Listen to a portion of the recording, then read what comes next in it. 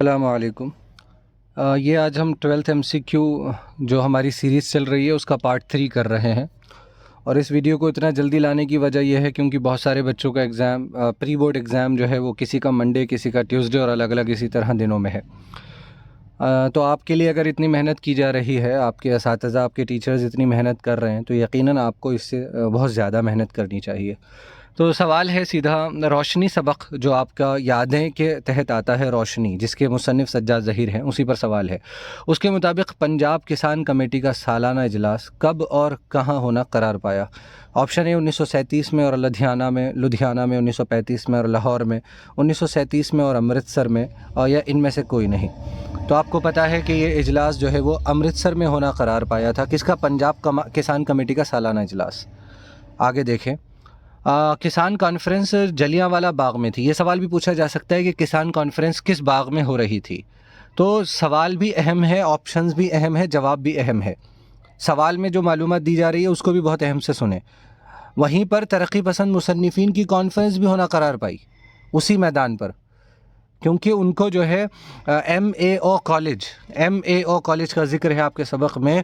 انہوں نے ہال نہیں دیا تھا ترقی پسند مصنفین کو اپنا پروگرام کرنے کے لیے، کانفرنس کرنے کے لیے انہوں نے ہال نہیں دیا تھا اپنا، انہیں ہال نہیں ملا، انہیں کہیں جگہ نہیں ملی، تو انہوں نے یہ طے کرا یہاں کسان کانفرنس چل رہی ہے تو اسی باغ میں ہم اپنا جو ہے پروگرام بھی کر لیں گے، جگہ بھی بچ جائے گی، خرچہ بھی بچ جائے گا، اور ہمیں کسانوں کو دیکھنے کا موقع ملے گا اور کسانوں کو اپنے ادیبوں کو دیکھنے کا موقع ملے گا۔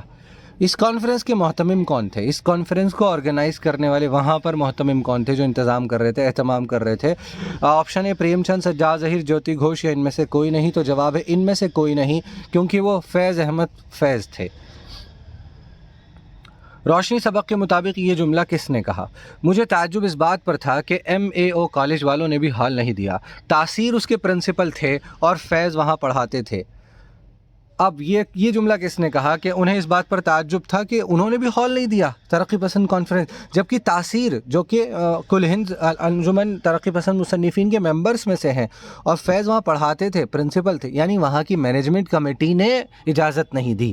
تو فیض نے اس پر جواب دیا تھا اس شخص کو جس نے یہ بات کہی، کہ فیض نے کہا تھا کہ آپ اندازہ لگا لو کہ ترقی پسند مصنفین کے بارے میں، ہمارے بارے میں لوگوں کی رائے کیا ہے اس وقت تک۔ علامہ اقبال نے، سجاد ظہیر نے، جیوتی گھوش نے، اور ان میں سے کوئی نہیں۔ یہ جملہ کس نے کہا؟ تو یہ اصل میں جملہ سجاد ظہیر نے لکھا ہے اپنے لیے، میں کہہ رہے ہیں نا، چونکہ وہی اس یادیں کے عنوان کے تحت اس سبق کو، روشنی پوری کتاب ہے اس کا ٹکڑا ہمیں دیا گیا تھا، مجھے تعجب اس بات پر تھا۔ یہ جو میں کہنے والے ہیں یہ سجاد ظہیر ہیں۔ آگے دیکھیں، روشنی سبق میں مصنف نے ایک ایسے شاعر سے ملاقات کا ذکر کیا ہے جو ترقی پسند تحریک سے جڑا ہوا نہیں تھا۔ ان کے گھر گئے تھے یہ ملاقات کرنے کے لیے، وہ ترقی پسند تحریک سے جڑے ہوئے نہیں تھے لیکن وہ بہت عظیم شاعر ہیں۔ وہ کون ہیں؟ علامہ اقبال، فیض احمد فیض، الطاف حسین حالی، یا ان میں سے کوئی نہیں؟ تو صحیح جواب ہے علامہ اقبال، چونکہ وہ وہیں رہتے تھے، پاس میں رہتے تھے، پنجاب کے اندر ہی۔ بانگ درا کا ذکر روشنی سبق میں کیا گیا ہے۔ بانگ درا، اس کا ذکر یہ شاعری کا مجموعہ ہے، کلیکشن ہے۔ یہ کس شاعر کا پہلا مجموعہ کلام ہے؟ اس میں غزلیں بھی ہیں، اس میں نظمیں بھی ہیں، کس کا کلام ہے یہ؟ فیض کا، اقبال کا، حالی کا، یا ان میں سے کوئی نہیں؟ تو صحیح جواب ہے اقبال کا، یہ پہلا مجموعہ کلام ہے بانگ درا۔ مسدس حالی کے نام سے مشہور نظم، اس کا بھی ذکر اس سبق میں آیا ہے۔ مسدس حالی، الطاف حسین حالی کی یہ نظم ہے، اور اس کا یہ مسدس حالی کے نام سے مشہور ہو گیا۔ اصل میں مسدس ایسی نظم کو کہتے ہیں جس میں موٹی بات بتا رہا ہوں صرف، جس میں 6 مصرے ہوتے ہیں، 6 مصرے کا ایک بند ہوتا ہے، اسے مسدس کہتے ہیں اسی نظم کو۔ اس کے شاعر کون ہیں؟ الطاف حسین حالی ہیں۔ ان کا اصل نام، یعنی اس نظم کا، مسدس حالی کا اصل نام یعنی عنوان کیا ہے؟ شب انتظار، مد و جزر اسلام، ساقی نامہ، یا ان میں سے کوئی نہیں؟ تو صحیح جواب ہے مد و جزر اسلام، یعنی اسلام کا ابھرنا اور مسلمانوں کا پستی میں جانا۔ اس نظم کے اندر مسلمانوں کی تاریخ یعنی کیا تھے مسلمان، یعنی اسلام لانے سے پہلے، اور کیا سے اللہ نے ان کو کیا بنایا، اور پھر اسلام کے اصولوں پر نہ چلنے کی وجہ سے وہ اس وقت، جس وقت وہ نظم لکھ رہے تھے، کس پستی میں جا گرے تھے۔ مد و جزر اسلام اس نظم کا عنوان ہے، لیکن یہ نظم مسدس حالی کے نام سے مشہور ہوئی، اور یہ نظم الطاف حسین حالی نے لکھی تھی سر سید احمد کی سفارش پر، گزارش پر۔ ابتدا میں کن 2 اصناف کے بیچ، صنف کی جمع اصناف، زیادہ فرق نہیں تھا۔ وہ کون سی اصناف ہیں جن کے بیچ شروع میں جب وہ شروع ہو رہی تھیں زیادہ فرق نہیں تھا؟ افسانہ اور ناول، مضمون نگاری اور انشائیہ نگاری، ڈرامہ اور ناول۔ تو صحیح جواب ہے مضمون اور انشائیہ میں شروعات میں کوئی فرق نہیں تھا۔ اب آپ سوچیں گے انشائیہ پر سوال کیوں آ گئے، تو میں نے 5-6 سوال انشائیہ پر لے لیے ہیں، حالانکہ CBSE نے جو نصاب دیا ہے اس میں اس کا ذکر نہیں کیا ہے، ٹرم 1 کے چیپٹرز میں اس کا ذکر نہیں ہے، لیکن اس کا ذکر وہاں بھی نہیں ہے کہ چیپٹر کو ہٹا دیا گیا، تو اسی لیے بہتر ہے کہ آپ اس کے کچھ سوالات کر کے چلے جائیں، کیا پتہ امتحان میں آ جائے۔ اردو میں انشائیہ کی ابتدا ایک رسالے سے ہوتی ہے، تہذیب الاخلاق اس رسالے کا، اس میگزین کا نام ہے۔ یہ رسالہ کس کا تھا، یعنی اس کو کون نکالتا تھا؟ انشائیہ کی ابتدا اس سے ہوتی ہے۔ یہاں ہمیں انشائیہ کے نمونے ملتے ہیں۔ انشائیہ ایک قسم کا مضمون ہے، بس مضمون جیسی سنجیدگی اس میں نہیں ہوتی ہے، ہلکا پھلکا پن ہوتا ہے، سمجھ گئے؟ بس یہ بات ذہن میں رکھنی فی الحال۔ فیض، نذیر احمد، حسن نظامی، خواجہ حسن نظامی یا سر سید احمد، تو اس کا صحیح جواب سر سید احمد ہے۔ ان میں سے کون علیحدہ صنف کا درجہ نہیں رکھتی؟ الگ سے اپنے آپ میں ایک صنف نہیں ہے، سمجھ گئے؟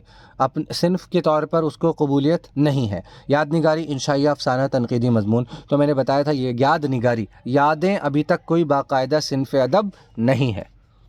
آگے دیکھیں، سبق مچھر کا تعلق کس سے ہے؟ مچھر جو خواجہ حسن نظامی کا لکھا ہوا انشائیہ ہے، کیا ہے؟ انشائیہ ہے مچھر۔ مچھر کے مصنف بتایا میں نے خواجہ حسن نظامی، دہلی میں پیدا ہوئے۔ خواجہ حسن نظامی کب اور کہاں پیدا ہوئے؟ جی ہاں، تو یہ دہلی میں پیدا ہوئے ہیں 1878 1878 دہلی۔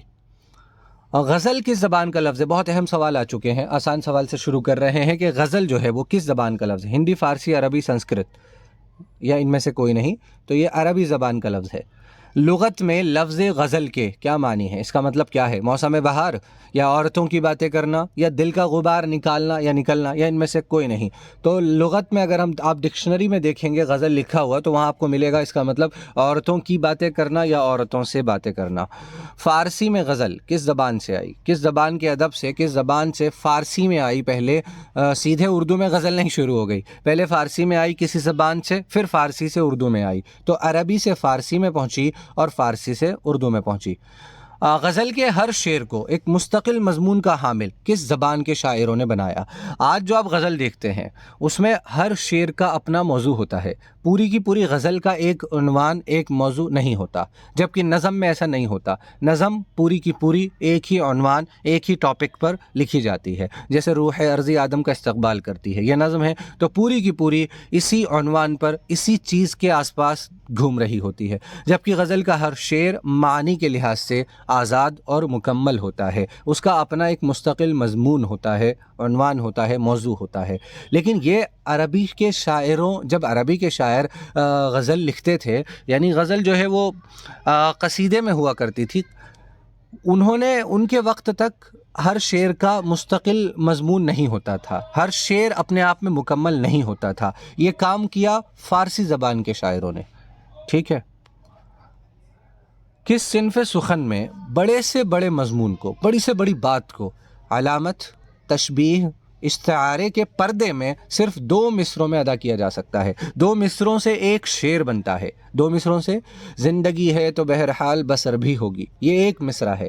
رات آئی ہے تو آئے کہ سحر بھی ہوگی، صبح بھی ہوگی۔ اب یہ دونوں مصرے مل کر ایک شعر بنا اور ایک مکمل مضمون بیان ہو گیا، علامتوں کے ذریعے، نشانی کے ذریعے، تشبیہ کے ذریعے، سملیرٹی بیان کر کے۔ رات آئی ہے تو آئے سحر بھی ہوگی، یہاں رات سے مراد تکلیف ہے، سحر سے مراد اس تکلیف کا دور ہو جانا، خوشی کا آنا، ملاقات کا ہو جانا، اور رات سے مراد تنہائی، جدائی ہے، کسی اپنے سے، کسی قریبی رشتہ دار سے دوری یا تکلیف میں تڑپنا، یہ رات ہے، رات کی مثال ہے۔ اور صبح، سحر، وہ خوشی، ملاقات، وصل جسے کہتے ہیں۔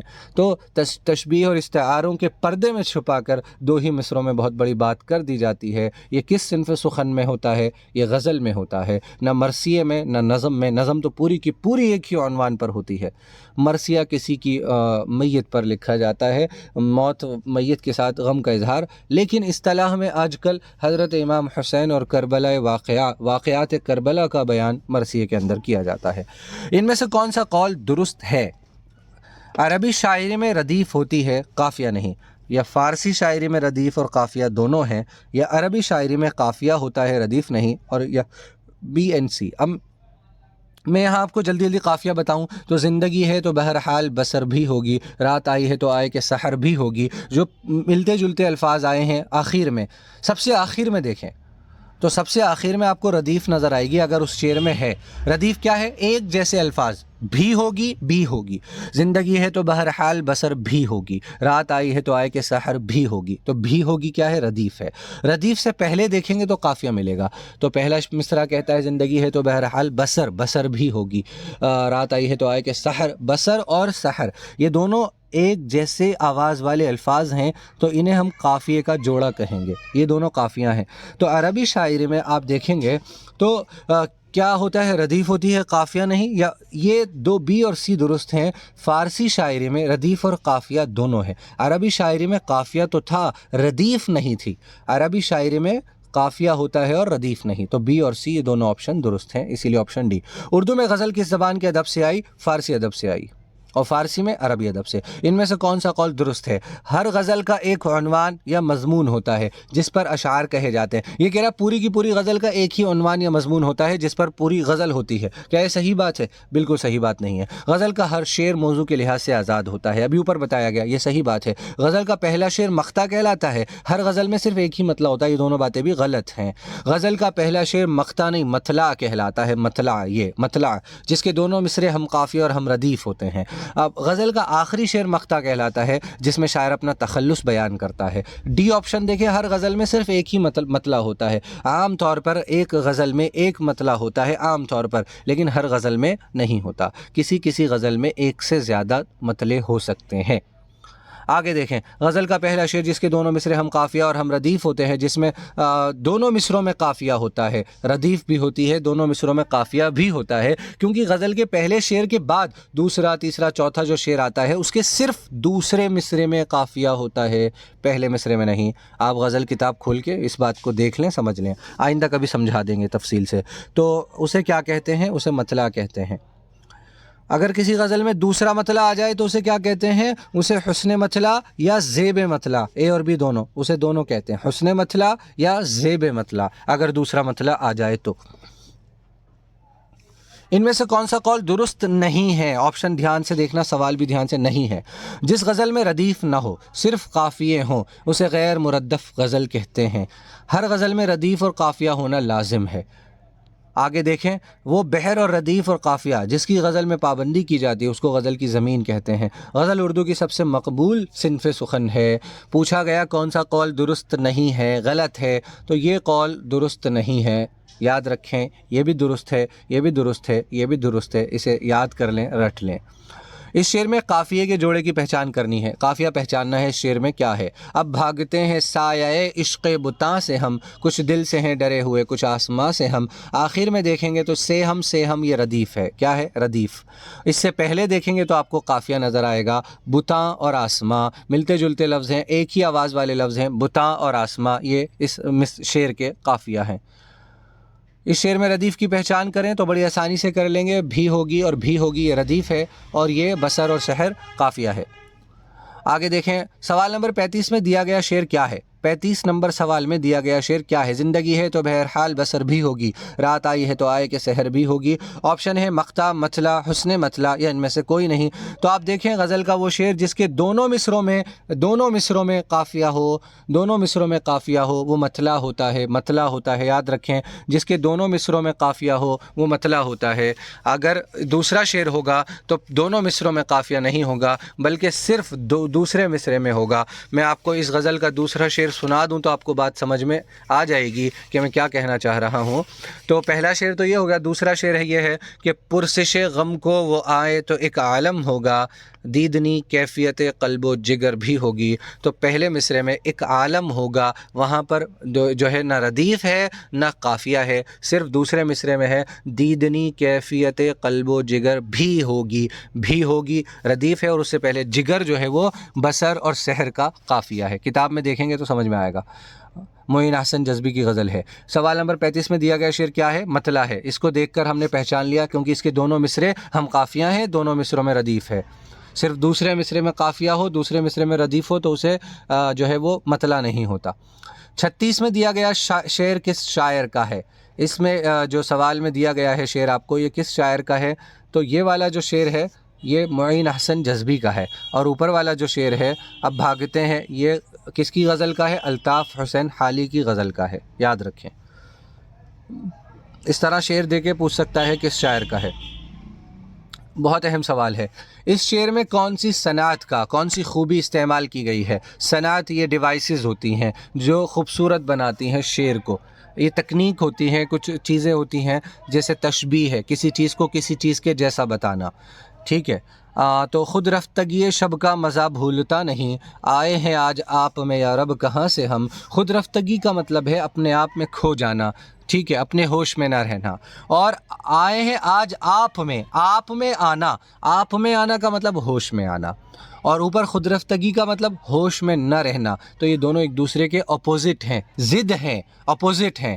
تو جہاں کسی شعر میں اپوزٹس استعمال کیے جائیں، جیسے پہلے مصرے میں صبح کا ذکر ہے، دوسرے میں شام کا ذکر ہے، مان لیجئے پہلے مصرے میں آ جائے جو ہے وہ شام کا ذکر اور دوسرے مصرے میں صبح کا ذکر، پہلے مصرے میں تکلیف کا ذکر، دوسرے میں خوشی کا ذکر، جیسے یہاں پہلے مصرے میں بے ہوشی کا یعنی ہوش میں نہ رہنے کا ذکر، اور دوسرے مصرے میں آپ میں آنا، ہوش میں آنے کا ذکر ہے، ایک دوسرے کی ضد، اپوزٹ، ولوم ہے۔ تو ایسی صنعت کو صنعت تضاد بولتے ہیں۔ متضاد ہوتا ہے نا الٹا، متضاد آپ بولتے ہیں نا، متضاد الفاظ الٹے، تو اس ایسی صنعت کو صنعت تضاد بولتے ہیں، تضاد، آپشن ڈی۔ تلمیح کیا ہوتی ہے؟ جب کسی شعر کے اندر کسی مذہبی شخصیت یا مذہبی واقعہ یا تاریخی واقعے کا ذکر کیا جائے کہ اس واقعے کی نالج کے بغیر، اس واقعے کی جانکاری کے بغیر آپ اس شعر کو نہ سمجھ سکیں، ایسا استعمال کیا جائے تو صنعت تلمیح ہوتی ہے۔ مثال دوں، ابن مریم ہوا کرے کوئی، میرے دکھ کی دوا کرے کوئی، غالب کا یہ شعر ہے۔ ابن مریم کون ہے؟ حضرت عیسیٰ علیہ السلام کے بیٹے ہیں، ابن مطلب بیٹا، مریم علیہ السلام کے بیٹے حضرت عیسیٰ ہیں، ان کے بارے میں مشہور تھا، مردوں کو اللہ کے حکم سے زندہ کر دیا کرتے تھے، کوڑھ کے مرض والے کو اللہ کے حکم سے ٹھیک کر دیا کرتے تھے، تو وہ تکلیفوں کو دور کرنے والے تھے، مسیحا تھے، اللہ کی طرف سے بھیجے گئے۔ تو یہاں ابن مریم کہہ کر حضرت عیسیٰ کی طرف اشارہ کیا گیا ہے، کسی تاریخی مذہبی شخصیت کی طرف اشارہ ہے، تو ہم کہیں گے اس شعر میں صنعت تلمیح کا استعمال کیا گیا ہے۔ تشبیہ آپ جانتے ہیں، نازکی اس کے لب کی کیا کہی ہے، پنکھڑی ایک گلاب کی سی ہے، گلاب جیسی ہے، گلاب جیسی نازک ہے، گلاب کی سی ہے، سی مطلب جیسی، یہ ہے تشبیہ، کسی چیز کو کسی چیز کے جیسا بتانا، اور استعارے میں کسی چیز کو کسی چیز کے جیسا نہیں بتاتے بلکہ وہی بتا دیتے ہیں۔